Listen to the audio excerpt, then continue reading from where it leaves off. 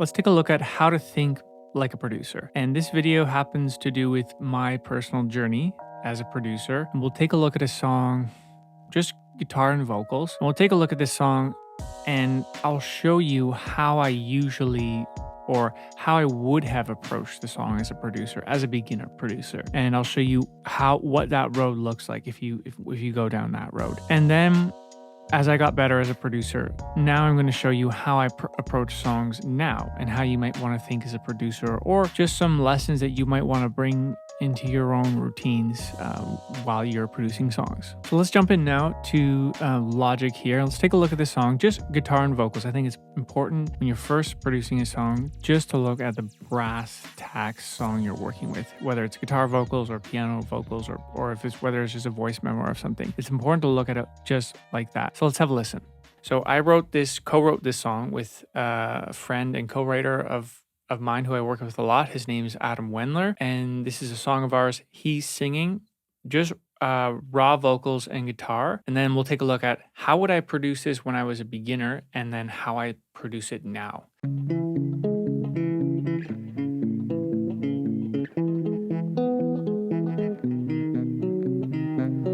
We'll go anywhere you want to, girl, we got the time to see where it goes. No, I don't have to remind you, everything is fine, you already know.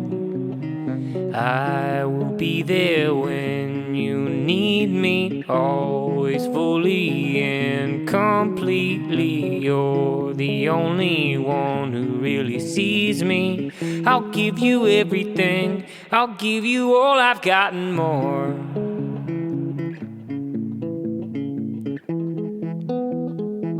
I'll give you all I've got and more.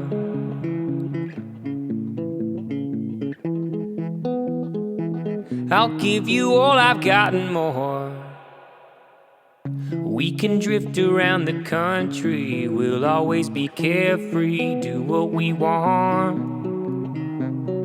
This gives you a good idea of what the song is. And I think it's important to approach the song before you start even producing, it's important to have a listen to the song at its brass tacks, like the lowest possible at the first level, because with a production is supposed to support the song, and that's strictly speaking in the music that I'm working in, and like pop music, indie music, where that concept really starts to vanish is when you're talking about electronic music, techno, where the song is actually the production. Instrumental music. With this kind of music, the production is supposed to support the song. Like, for example, the production could just be here, the guitar and the vocals, right? So the first thing that you should ask yourself when you start producing or when you're producing a song is what are you feeling and what does the song actually need? So that's the first divergence of where I fell flat and where I kind of didn't do that when I first started producing. So when I first started producing, I would have a listen to this and I just start throwing ideas at it, and I put a lot of tracks down. So for example, you saw me hide a lot of tracks, right? And that's what I would first do when I was a producer. So I would usually jump to the keys because I play piano. And I would put in a bass there because when you put a bass in there, it always sounds good. And I would put drums in there. Usually I would throw that at the wall right away. And I would get something very simple going in MIDI. For example, this bass. More.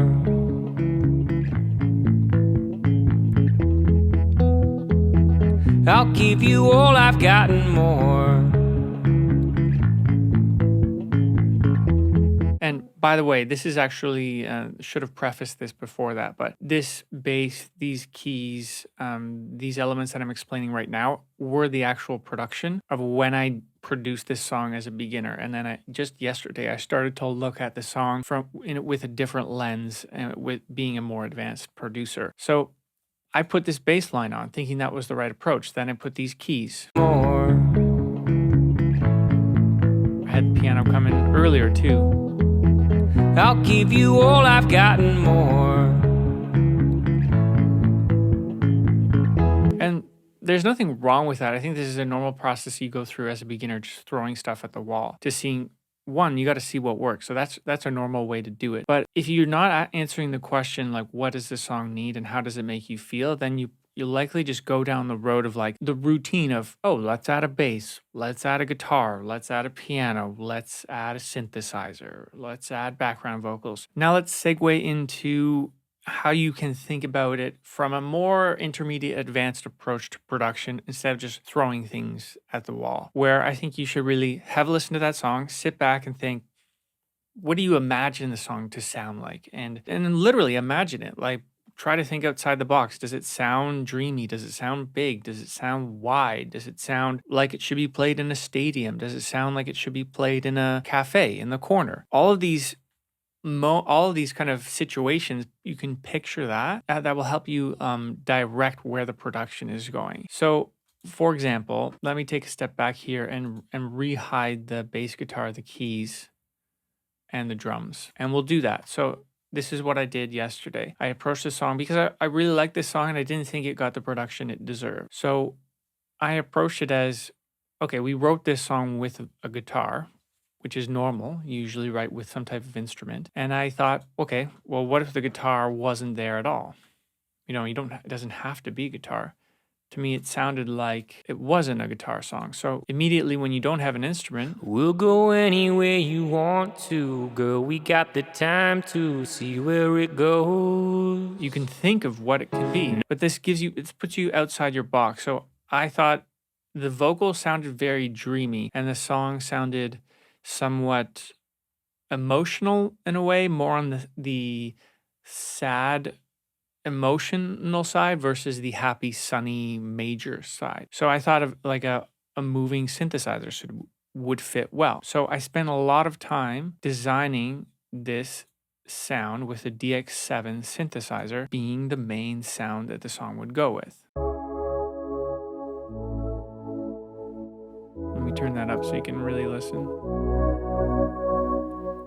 We'll go anywhere you want to, girl. We got the time to see where it goes. Now, how that just No, I don't. feels so much different than versus the guitar, right? Now, here's a second thing that separates beginners from advanced producers is instead of just finding a preset.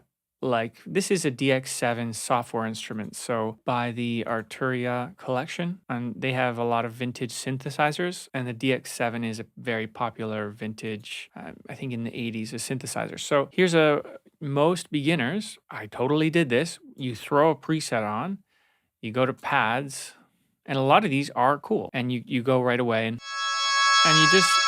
you pick a patch that's right in the instrument. And that is fine, but what's going to separate you is if you design the sound for the song. Because this preset, Another Winter, sure, it sounds cool, but it wasn't made for that song. And maybe sometimes it happens where the presets really just work. But oftentimes you really need to dial in the sound for the song. What I mean by that is actually like looking at the release times and sustained times of the envelopes here, looking at the effects on the reverbs, and it's not necessarily this DX7 as well. It's any instrument you're working on. So get into the synthesizers here and start editing the synthesizer. And what I did with this one, was actually I went and picked a preset because that's usually always my starting point, some type of preset, and then I edit the dials there to find the right sound that fits the song. And this sound that I designed here seemed to really fit that dreamy vibe that I wanted to match with the vocal. Now, on top of that, so since that way you're kind of planting the seed there of where the song is going in with this DX7 instrument being a dreamy song, where do you go from there instead of just saying, okay, we need a bass, we need a guitar and this kind of thing? How do you make it sound cooler without just being so typical? And a lot of it has to do with experimentation and picking up your guitar or picking up a different software instrument and just kind of having act like you're in a playground in a way and play with things, and then you might hear a sound and you can design a bit of a sound. And I'm going to show you exactly what I mean by that. This is a new Logic file of the same song which I'm currently reproducing. So we have that DX7 here, And what I want to show you is this specifically, this slide guitar and this slide echo.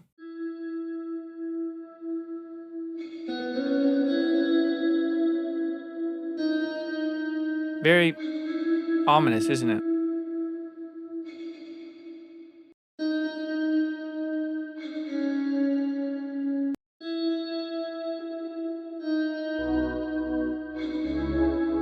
Fits with the DX7, doesn't it? So that happened with just, I picked up the guitar, I put the DX7 on loop with the vocal, and I just started playing around with the electric guitar running directly into my interface. And a couple of those picks sounded good, so I faded them at the beginning to make it sound like they were kind of wah, like a wah pedal, kind of wah-ing in. So it's not so attack oriented. And that comes just from experimenting. Same thing with this. I was playing around with picking a little bit.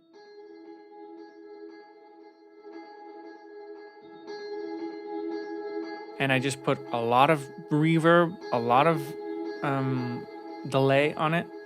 And it has this cool effect that really works well with both of these.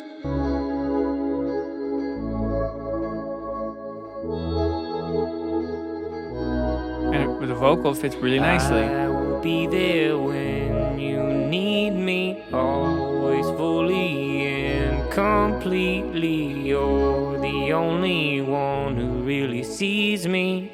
I'll give you everything, I'll give you all I've got and more. So one thing there is, on top of finding, so we have listening to the song, seeing what it dreaming, literally imagine what it could be, then dial into the instruments you're using and really work at them to find the sound, then experiment to find different sounds and spend the time, because I know it's a lot easier just to like throw stuff at it, throw presets and then build it up. And I did that. Sometimes I still get caught doing that because it's easy, and you actually can have the satisfaction of building the song faster, where on the other hand it's much harder to spend the time on one thing and getting that sound really strong. But that's going to save you in the end, because these four elements alone carry a lot of weight, and you don't need a lot in a song to make it sound good, but every element in the song has to be doing a lot. And that's something a producer taught me when I first started out in production. Was we spent so much time on the instruments, on specific instruments like one synthesizer, and designing that perfect sound that sounds big, that has a lot of purpose and is doing the right thing, versus throwing 4 or 5 synthesizers and different bass sounds and lead sounds in one track. Now we have such a simple, like, simplicity is actually really difficult to get. Another example on that is this Juno bass here. I will be there when you need me, always fully, which has a bit of automation, and completely. You're the only one who really sees me. I'll give you everything, I'll give you all I've got and more.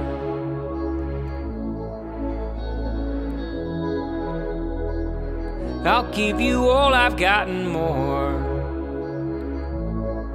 And then you really, as you work on the elements that are made to be there, the song starts unfolding in front of you.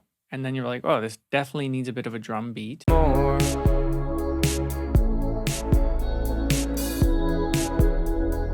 And there's so much space between the vocal lines that you need something there. So you bring up another synthesizer and start playing with ideas. And I came up with these ideas here with this Juno synthesizer. See, I'm also not using a lot of synthesizers.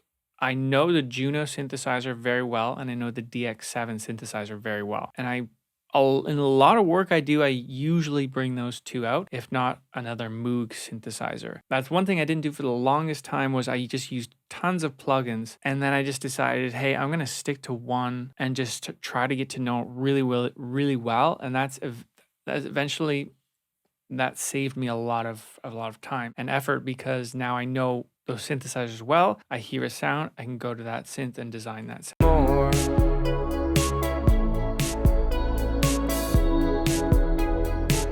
I'll give you all I've got and more. Here's that line. And I just took the guitar and actually just doubled those.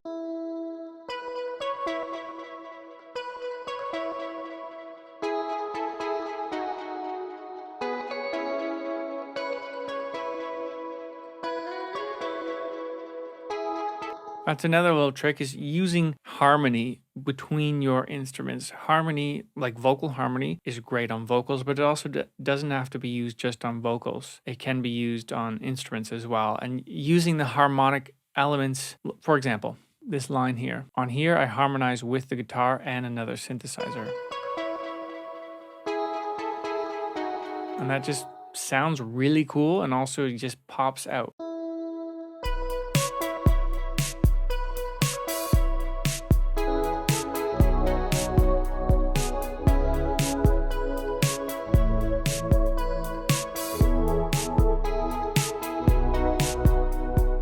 And now I'm not even done this production, but now it's starting just to unfold so much more that you kind of now know where the song is going because you spent the time working on the right elements inside the song. That's how to think like a producer, especially if you're a beginner producer. I hope this was added value for you to take in your production routines now to get to that next level that you're looking for. So I hope to see you in the next video.